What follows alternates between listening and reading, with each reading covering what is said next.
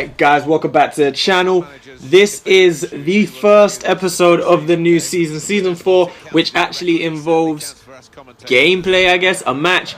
It's starting off here with the Community Shield. We have this game and we have the Copper, Super Copper, I think it's called, in this game. And both of them, for some reason, I really just wasn't in the mood to play. I kind of just wanted to play league games, get into it. So in these highlights, they're pretty much just the main highlights again, but these more or less just goals. I think there may be one or two chances in there, but for the most part, it's just goals in those two games. So we started off here. Early on in the game, Stevan Jovetic getting in behind the defence, smashing it into the back of the net. Again, we get another chance. This time it's Arnautovic starting on the left, cutting inside around a few players. And Arnautovic is able to get himself on the score sheet. So in the first game of the season, first competitive match of the season, a lot of people argue whether this is even a competitive match. But at the end of the day, all the stats count towards the final season stats. So I'm going to call it a competitive match. So in our first competitive match of the season, 2/3 of JMA, which we're calling them now, Jovetic, Arnautovic and Mahrez, or Jovetic, Mahrez and Arnautovic, two of them have got onto the score sheet already in the first game of this season.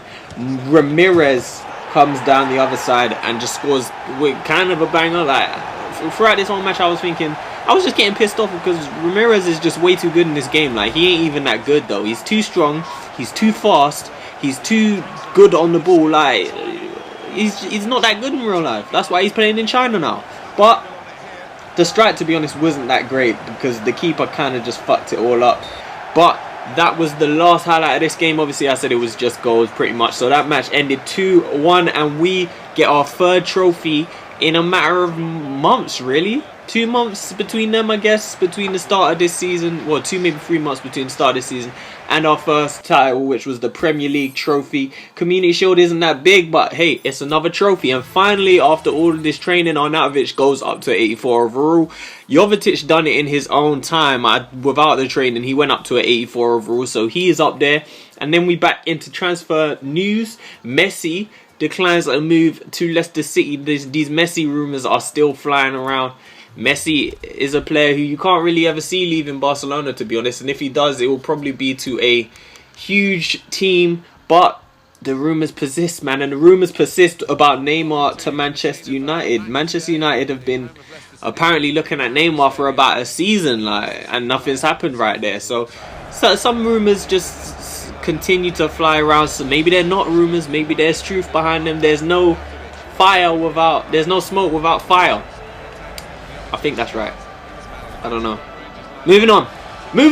We're into our first Premier League game of the season, and it is against QPR. You see Lloyd Isgrove again is starting on the right hand side, former player of ours, but will have to play like we don't even know him today. And we get off to an early start. Lamela getting a chance on goal, and he's denied by Kune? I don't know. If his name is Kune, there's something off about that. That sounds like a real slave name. I ain't gonna lie. Like, there's something wrong with that. But we're just gonna call him Kune for now.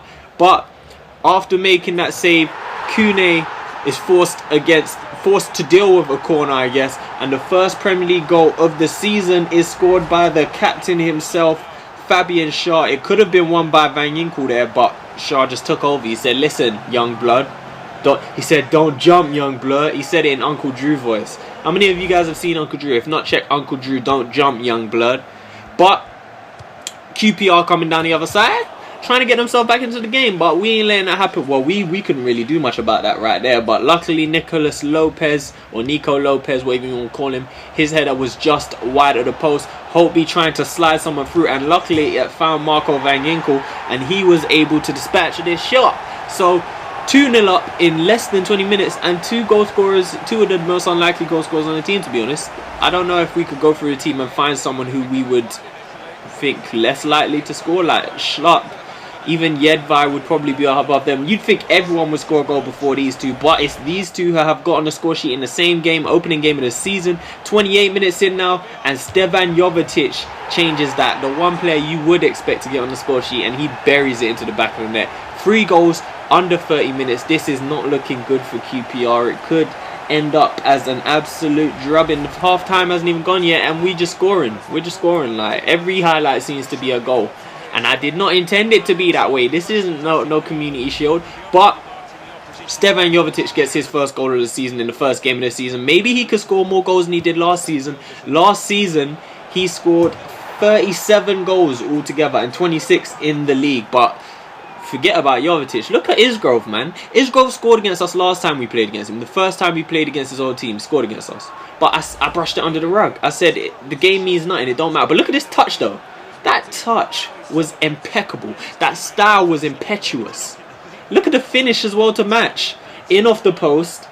I mean, he never did that for me, though. He didn't really get the chance, though. I ain't about to hate on him. But QPR, 60 minutes in, trying to get themselves back into it. If they could have got another goal there, they could have made it a little bit interesting. But they couldn't.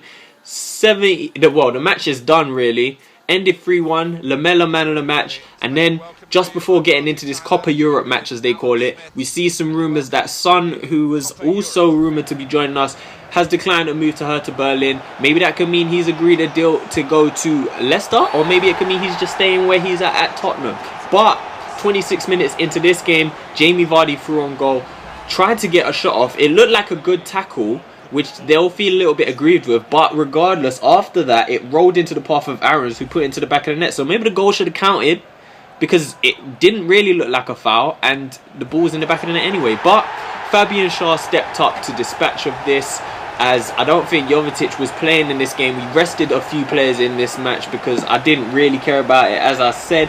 But at the same time, we still wanted to win it, so we put out a squad that was kind of strong, but it was weakened. Our main players like Arnautovic and Jovetic and Mahrez didn't start the game. Instead, players like Torvan did, and Van Hijf, who completely just made our lead count for nothing right there. Because it's just so annoying when players do shit like this. This one I can kind of deal with, because Sebastian Van Hijf's dribbling and ball control isn't quite there. So shit like that, I mean, but that shit happens to me too often, and it will be happening to players like Lamela, who has 95 dribbling and 91 ball control, and Arnautovic, who's around the same.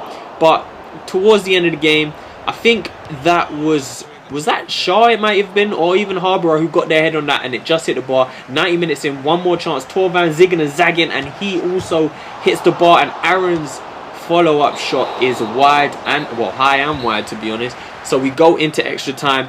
Schär wins the ball back from the opposition, plays a beautiful through ball into Philip Harborough. Now it's a chase between him and Mangala. Mangala should have the speed to keep up, but Harborough is dribbling in the perfect way so that Mangala can't catch him. He knows the angles.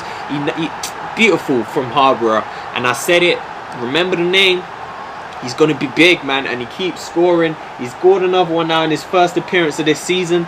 And I don't know how Mangala didn't catch him, to be honest. Like, maybe Mangala was just tired, but Harborough should have been tired too. Matter of fact, actually, Harborough I don't think started that match. Maybe he came off the bench. I can't really remember right now, but maybe he had fresh legs on Mangala. His goal decided the match in the end.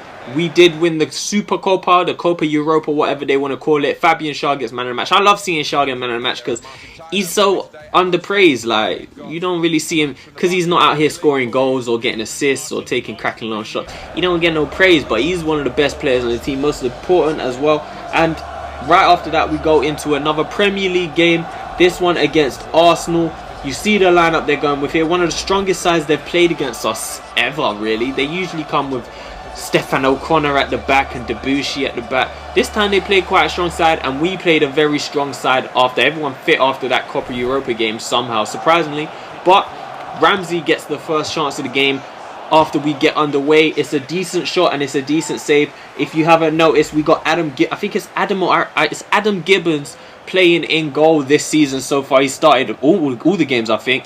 Arnautovic switching the play to Mahrez. Beautiful connection between the two. Mahrez cuts inside, skips past Koscielny's challenge onto his right foot, and he just drags it wide a little bit. The finish, his right foot is really not where I want it to be right now, so maybe I'll train his finishing just to, because I guess that would improve his weak foot a little bit at least if he trained his overall shooting. But doesn't matter, we continue to go at Arsenal. Arnautovic this time just being denied by Ospina after a good reverse pass from Holtby.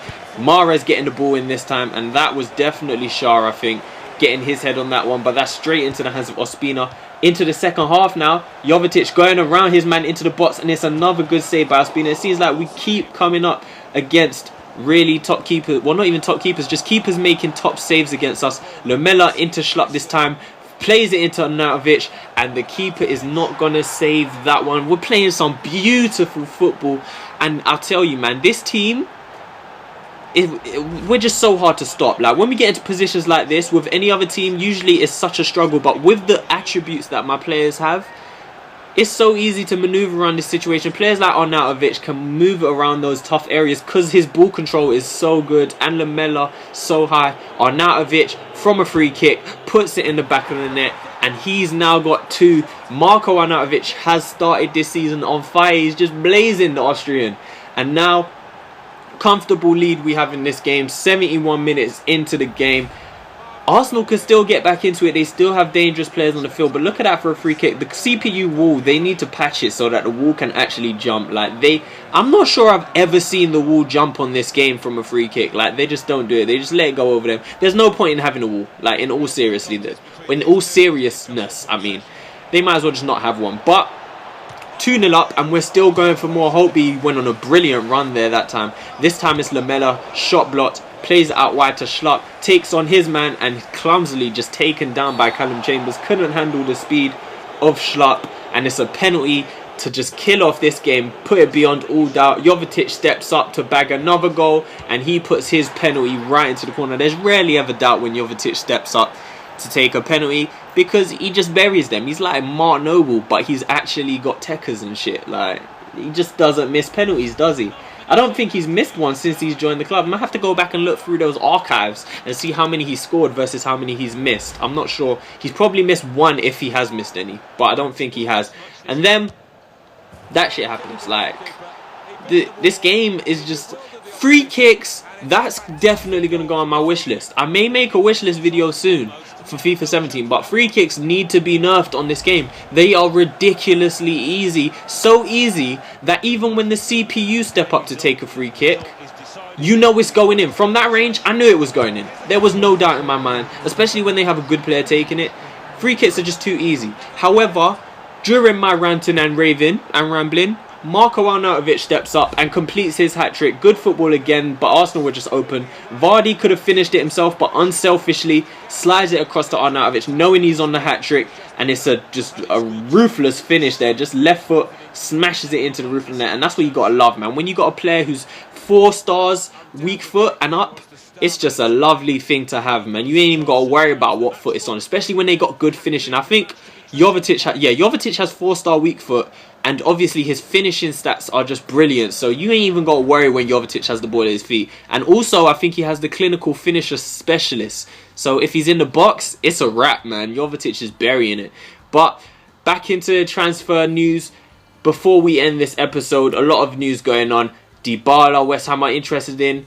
Inform Jovetic courted by Everton and Sunderland. And I'm just saying, like, these teams ain't got the money to afford Jovetic, so I ain't even worried. If a team like, if it says Real Madrid interested, or Bayern Munich or Barcelona, then yeah, kind of interesting. But Everton, Sunderland, you ain't got the money to give me what I need for Jovetic, man. I need like 65 million plus if I'm selling Jovetic.